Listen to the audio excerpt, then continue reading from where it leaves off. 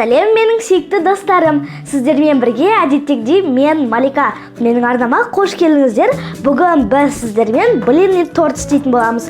Ол үшін біз 3 жұмыртқаның үстіне қант және де кішкене ғана сұйық май қосып, жақсылап араластырып шығамыз.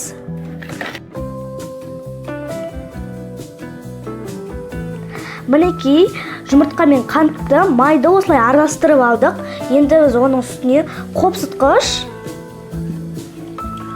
ұн және де сүттің кішкенесін ғана қосамыз. Мінекей.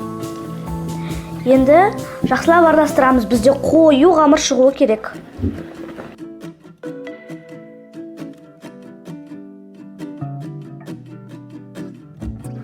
Мінекей достар, бізде осындай қою қамыр шықты.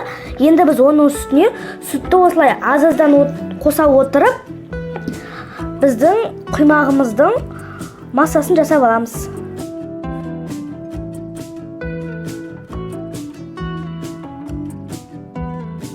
Мінекей достар, бізде осындай құймақтың массасы шықты. Енді біз оның креміне көшейік. Мен креміне ірімшікті аламын. Және де ірімшіктің үстіне қаймақ қосам. Сосын барып қант қосып,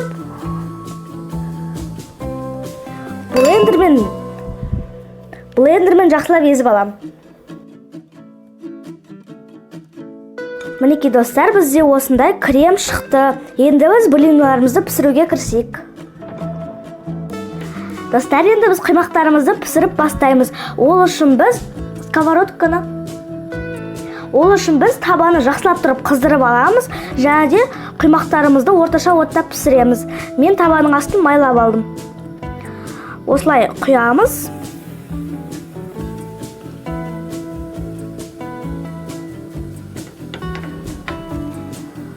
Енді әр құймақ 2-3 минут піседі. Асты пісе бастаған кезде осылай жан-жақтары қызара бастайды. Біз оның астын өстіп пышақпен жүргізіп шығамыз.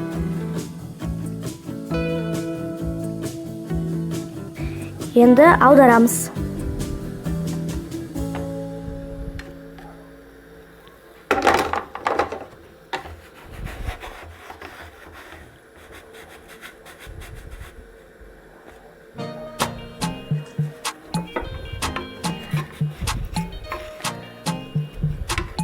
Астына қарағанда үсті тезірек піседі. Және де осылай барлық қамырды пісіріп шығамыз. Мінекей достар, мен барлық құймақты пісіріп алдым. Менде осындай 16 тал шықты. Енді біз тортымызды жинауға кірісейік. Кремімізді жағып,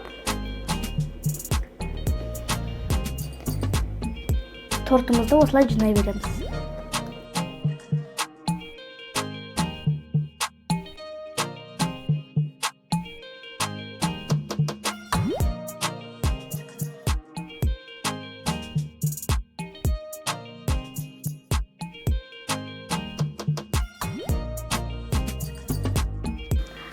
Мінекей достар, біз тортымызды жинап алдық. Енді оны қалауларыңызша әсемдейсіздер. Сонымен достар, біздің тортымыз дайын. Енді сіздер бұны тоңазытқышқа 2 сағатқа қойып қоюларыңыз керек. Сол кезде кремі мен құймақтың дәмі бірігіп, өте дәмді торттың дәмі шығатын болады. Ендеше сіздерге рецепт ұнаса, лайк басып арнама жазылуды ұмытпаңыздар. Ендеше ас дәмді болсын. Сау болыңыздар.